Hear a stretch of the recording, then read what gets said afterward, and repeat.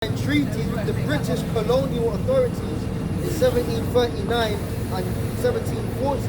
The treaty signatories effectively prevented runaway slaves from forming independent communities in the mountains, forests of the interior of the Isles of Jamaica. Read that again, Salafia. So it says, many historians believe that after the Jamaican Maroons signed treaties with the British colonial authorities in 1739 and 1740, the treaty signatories effectively prevented runaway slaves from forming independent communities in the mountainous forests of the interior of the island of Jamaica. So they had to come up with an agreement with Britain in the end. But in terms of those wars, the Maroons were undefeated, man. Right? They were undefeated, but in the end they had to make a treaty with Esau.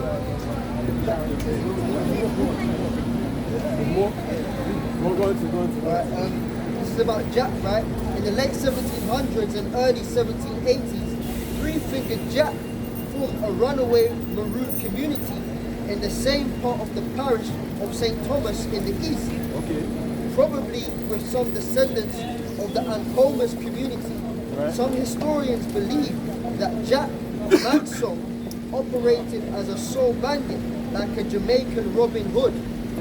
Robin Hood. Yeah. A claim repeated by monuments erected by the Jamaican government. However, Jack Manson was the leader of a band of runaway slaves that so troubled the colonial authorities that they offered a number of rewards for Jack, his deputies, and any of the Maroons who fought on his side. See? That's the history of our... I'm pretty sure there's more to it, but we're not going to get too deep into that yet. Because the point is, is that the Most High had a favourite land. It's not Jamaica. Yeah, right. If I could say this here though, right, not go off topic as you talk, right? I remember when I used to go to school, right? And I've never heard what the brother Uram was reading about, what you brought up. I've never heard about that man before. All these years in school. But you know who I heard about? Christopher Columbus, how he's a great man. And he discovered America. I remember having these big ass books in school, all right, in the classroom. And they kept on praising Christopher Columbus. And I was brainwashed and I thought that is a good man. Now what you just said a minute ago is spiritual. I've never heard about this three-finger Jack, yeah? They never brought that up in school, right? I know I was slow in school, but I remember hearing about Christopher Columbus. So that is good how you bring that up there, though. Very good. Edification. Well, it's official now. They're taking out the curriculum. the slavery out of the curriculum, point back period. See what I'm saying? So you'll never know about this kind of stuff. You'll never know. Right? You would never have known. Three-finger Jack. Yeah, man. He was a leader of the Maroons, man. Okay. So and no one knows about it. See that? So he did all that acts, but no one knows about it. That's what I'm saying. He gave no account of our labels. He gave no account. He gave no account of our labels. And your world is ending. Really? Your world is ending. When? You know what's happening. Look at Africa, like they're rebelling against France. You know, the world is revolting, right? So the power of the quote-unquote so-called white man is ending, pretty much. But Don't look at me. even he's a thing, right? That devil crossing the road. Yeah. The blue little shirt right there. Yeah. Yeah, man. But let's go back, man. Let's go back. Was it the Deuteronomy? No, excuse me, Genesis. I'm thinking about the land. 2 and 8. Genesis 2 and 8. And Yahweh and Elohim planted a garden eastward in Eden. Now it's the Most High. I'm thinking the Lord God now. Like it was Yahweh. And the Lord God planted a garden eastward in Eden. And there he put the man whom he had formed. Right. And out of the ground made Yahweh the Most High to grow every tree that is pleasant to the sight. Be loud and slow. Right? And good for food. And the tree of life also in the midst of the garden. And the tree of knowledge of good and evil. Yeah, so the Most High in the beginning, man, the Most High created two, one against another. Always, man. You know? Because some people don't think that God created evil. The Most High created evil, man. Get that? That's an album from the light. Yeah, get that. That's an album. Isaiah. Yeah, the Most High created evil, man. And then that's a major stumbling block to these children. Exactly. Major. Remember the idiot that came down with the high top, Crumble Green? The you and me, and then the Nigerian guy. Islamic guy. Huh? The Islamic guy in the black. No. Yeah, the high top, there was a Crumble Green.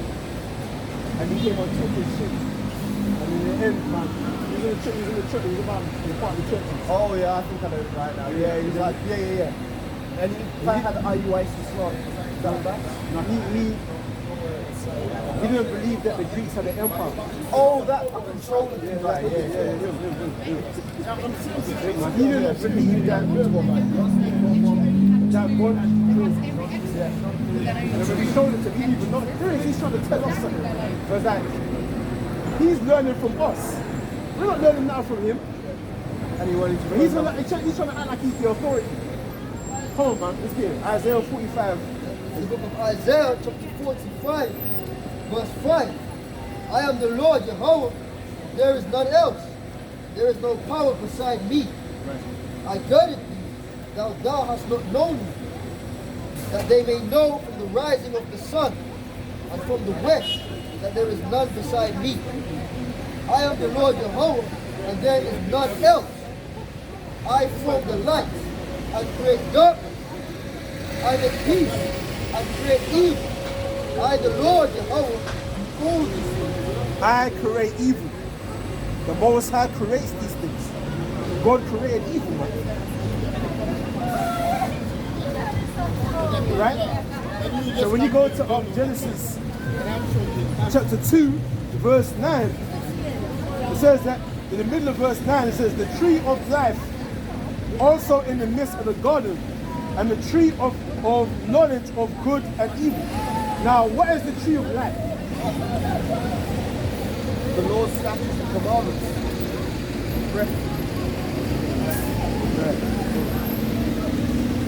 This is Proverbs chapter 3, verse 13.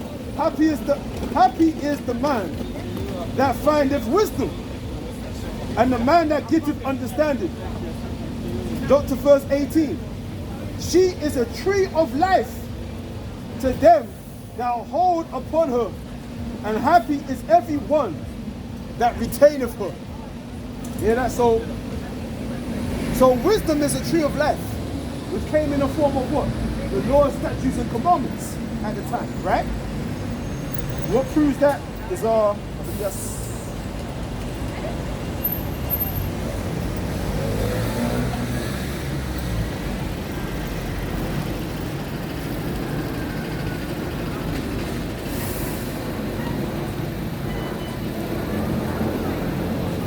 so this is our Deuteronomy chapter 4, verse 5. Behold, I have taught you statutes and judgments, even as Yahweh my God commanded me, that ye should do so in the land, whither ye go to possess it.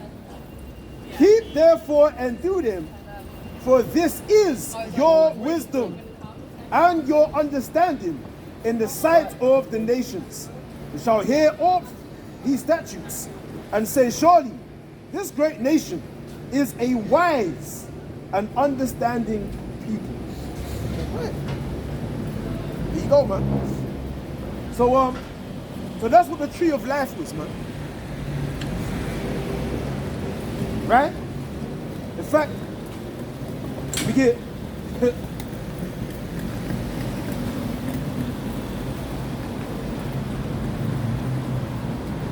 this Sirach, or Ecclesiasticus 24, verse 1.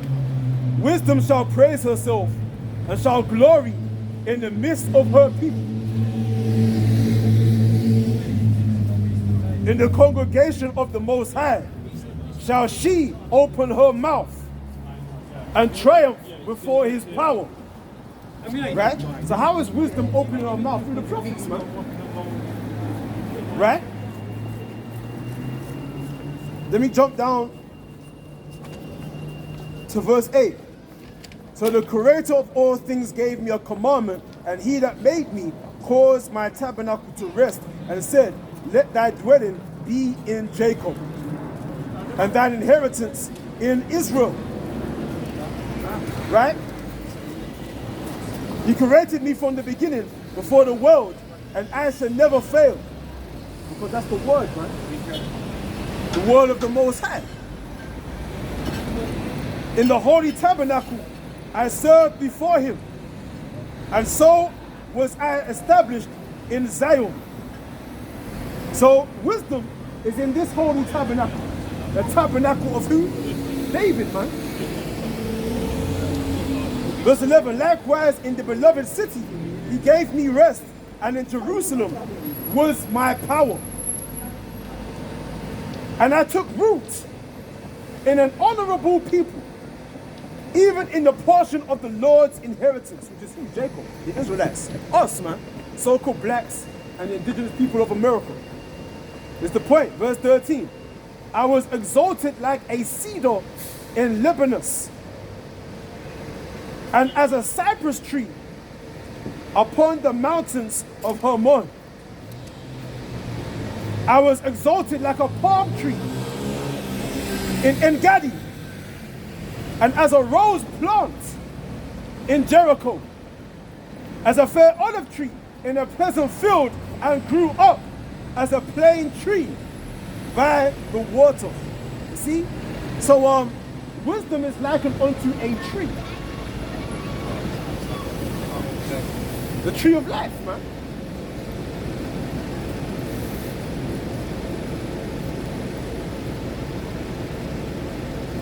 So back in Genesis 2, middle of verse 9, the tree of life, also in the midst of the garden, which is wisdom, knowledge, and understanding, the commandments. And the tree of knowledge of good and evil. See, the Most High always presented both sides. Let me get that. That's an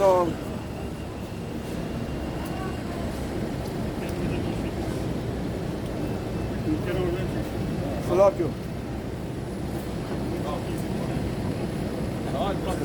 Let's get right back.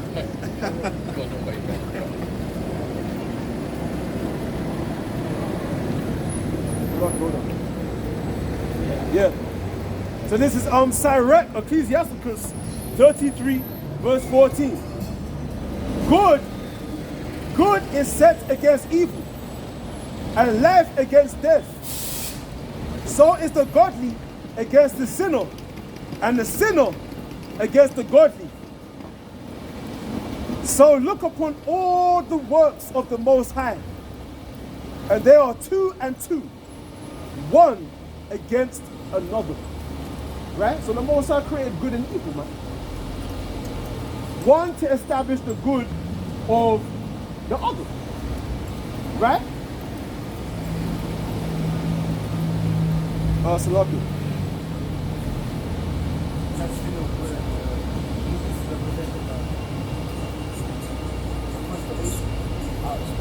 Right. Right. That's why you had ancient men that would read the stars of righteousness. And then you had witches that used the moon and the stars for worshipping them.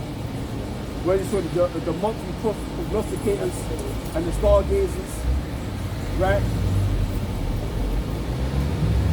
Because we understood it. When we had moon watchers. Yeah, you had this car, but then you had watchmen that stood up on the tower and watched for the moon. In Hell's Day they had that because they were seeing when Howard was going to be born. Remember they knew Howard was going to be born because they were just the star. Yeah. Oh, right. You see? So you had moon watchers. But that's in Sirach 40, I believe, man. The moon is a sign of the turn of the feasts and everything like that.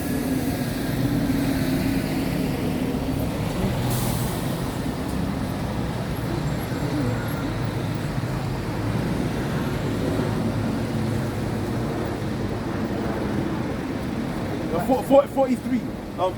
Ecclesiasticus 43. Start from verse 5.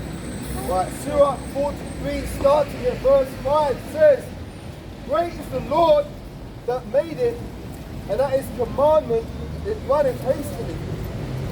He made the moon also to serve in her season. What? He made the moon also to serve in her season for a declaration of times and a sign of the world. Right. From the moon is a sign of feasts, a light that increaseth in her perfection. Right. The month is called after her name. The month is called after her name. So the word month comes from the word moon. Come on. Increasing wonderfully in her changing, being an instrument of the armies above, shining in the firmament of heaven. See that? There you go, man. Right? So we understood that the moon was used for a declaration of feasts, like Sabbath days, right? A declaration of the changing of the months, so forth and so on. But the heathens, what did they do? They used it as the moon for worshiping. Like we went into it last week, how in Chaldea, or Babylonia, that was the center point of moon worship. Terror. Terror, which is Abraham's father, his king. They were all into that pagan worship. Right? The moon was always being worshipped. Yep. Jeremiah 10, verse 3. No, let me see, read verse 2. What verse 1? Jeremiah 21. Hear ye the word which Yahweh speaketh unto you, O house of Israel. Thus saith Yahweh, learn not the way of the heathen. Right. And be not dismayed at the signs of heaven. Uh-oh. For the heathen are dismayed at them. They're dismayed at them. That's why they serve them. They worship them. I think the main god of the Arabs, the Ishmaelites, was a moon goddess called Hubal. You can actually Google that. The main god was actually an engraving or like a stone idol, and it had a crescent moon in it. And that was taken out of the damn Kaaba stone. You see that? Abraham went up and took one in his mouth and then what? With a stone. They go kiss it. It's like a march. We'll go to the box. And they start kissing the stone. It represents the woman.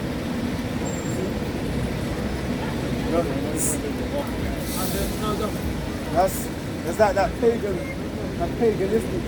What's the scripture talk about the monthly prognosticators? I think that's The last piece of Caleb was speaking about in her change in regard to the word moon, right? The word week comes from the word change. Week. Oh yeah, the 7-day week. That goes from the word change. So in her changing means every 7 days the moon goes through another phase. You can't keep changing. So I said, the moon you get the time. Right.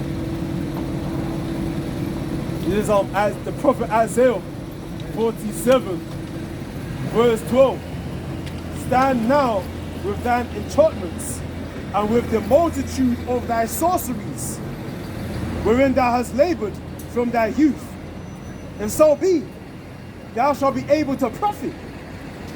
If so be, thou mayest prevail with your enchantments and the multitude of your sorceries. This is referring to America, Babylon the Great, right? So it says, thou art wearied in the multitude of thy counsels. Let now the astrologers, the stargazers, the monthly prognosticators stand up and save thee from these things that shall come upon thee. Right? That's the main point. Let me read down. Verse 14. Behold, they shall be as stubble. The fire shall burn them. They shall not deliver themselves from the power of the flame. There shall not be a coal to warm at, nor fire to set before it. See? So, and what's that talking about? The nuclear destruction of America. Right? Bring up. While we were speaking about the multi-prognosticators, right? It's the book of Revelation, chapter 19 and 19. And I saw the beast and the kings of the earth and their armies gathered to make war against him that sat on the horse and against his army. And the beast was taken, and with him the false prophet that wrought miracles before him, with which he deceived them that had received the mark of the beast, and them that worshipped his image. These both were cast alive into a lake of fire, burning brimstone. That false prophet is the spiritual side of the beast, the Roman Catholic Church, which are linked to this. Oh yeah, the Roman Catholic Church. And that's an offshoot of ancient Babylonian worship, because they use Christianity as a front, but really behind it, when you actually look at what's really going on, and literally, well, this scripture says, the simple believe in every word, but the prudent perceive well till they're going. If you are prudent and you actually look into what's going on in the Roman Catholic Church, that's just ancient Babylonian worship. That's just Queen of Mother worship, Dagon worship, Nimrod worship. This is worshiping of the paganistic ancient world. And the Queen of Heaven was supposed to be the moon goddess, man. That's why Islam came from the Roman Catholic Church. It's all the same. Yeah, it's the same shit. And if I may, Baba, for sure, if you go up in the National Gallery or any of these famous world galleries, you see a lot of paintings by Renaissance artists where they depict so-called Virgin Mary standing upon a moon. Yeah. So that's really the Queen of Heaven in it. Yeah.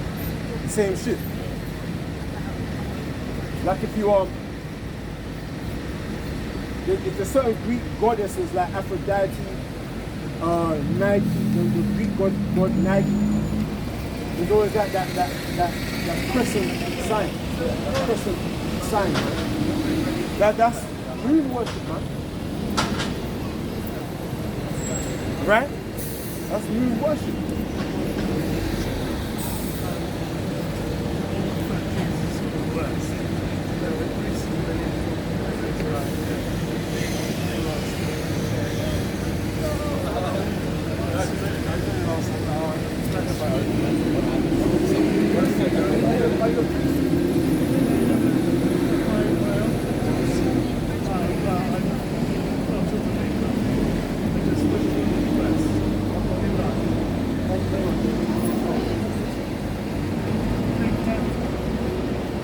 Take care, young man.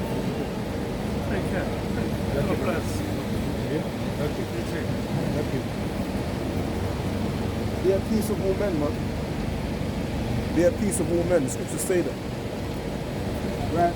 And look, somebody go to Isaiah 47, verse 13, and look up monthly prognosticators and the stargaters and astrologers. Look up that. Yeah, this is another sin within the Catholic churches. I hope I didn't say that. I was hoping you didn't shake my hand, innit? I know it is. Beautiful. Beautiful. You know, man, you say that in jest, but a lot of these people walking up and down there into that street. It's surprising. Probably got children locked in the dungeon at home.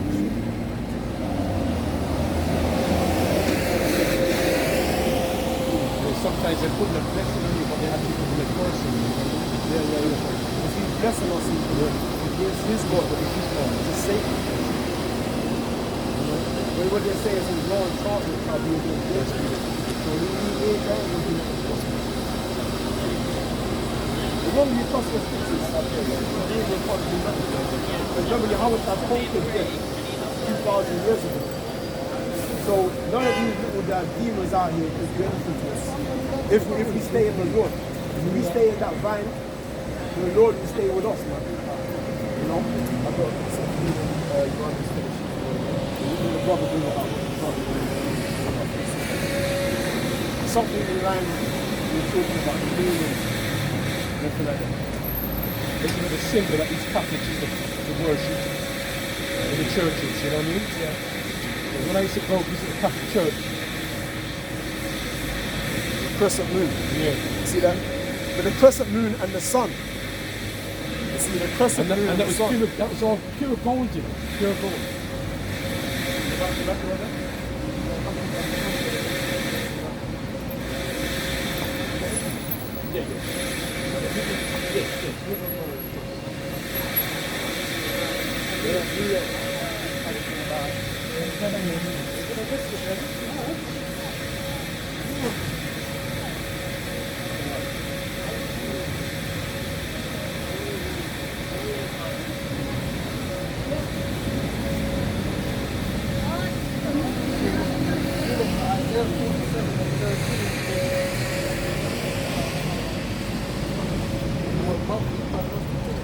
Look that up.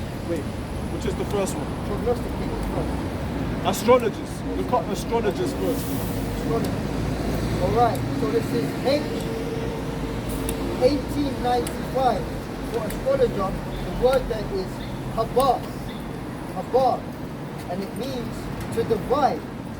To be an astrologer with the heavens. A logger, a horoscopist. Oh. And a deviation of a horoscopist.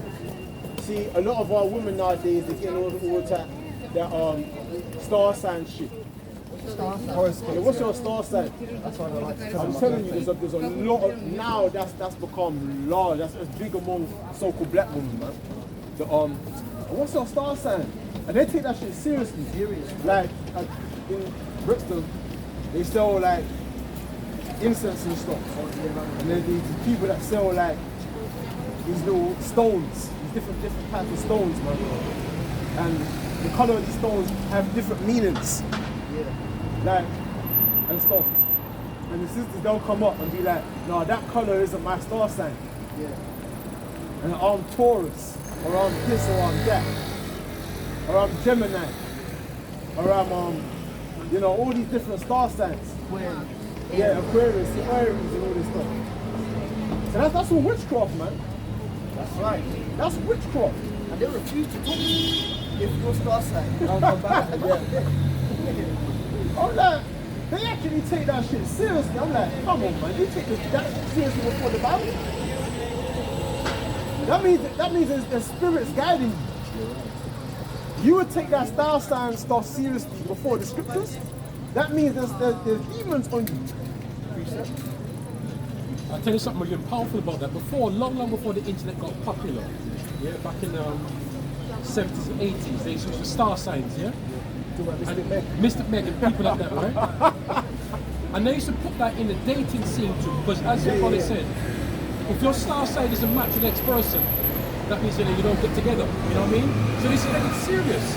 But you see, as you said, it's all witchcraft. They want to just bring, because we know this love business and this dated scene. In the back of the newspapers, they have And the back in the newspaper, this man, back in the day. But to back up what we were saying earlier, the truth of good as evil, right? Good God is good as evil. Star signs are actually on the left-hand side. Because I've actually looked, we've been into it. Let me have a look, just to see what they're on about. And when you check the characteristics and what's going to happen and stuff, it'll be working out. Because they're doing it on the left-hand side. That's the constellations. And they can read the stars. Look at the moon, half moon, full moon, this, that. That star's crossing this star. And they tell you stuff that actually happens. Just remember, the Lord gave them that gift to them, so they could always do that thing on the left-hand side. That's why when the Lord told Moses and Aaron to throw down the staff, Janus and Jambres, they threw down the staff too. Because they were connected on the left-hand side to that same tree. To a certain degree is accurate. Because switch us to the wrong channel.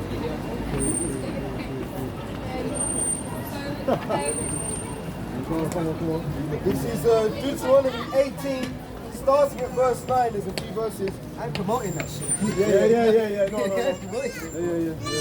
Deuteronomy 18, verse 9. When thou art come into the land which Yahweh thy Most High God giveth thee, thou shalt not learn to do after the abominations of those nations. Right. There shall not be found among you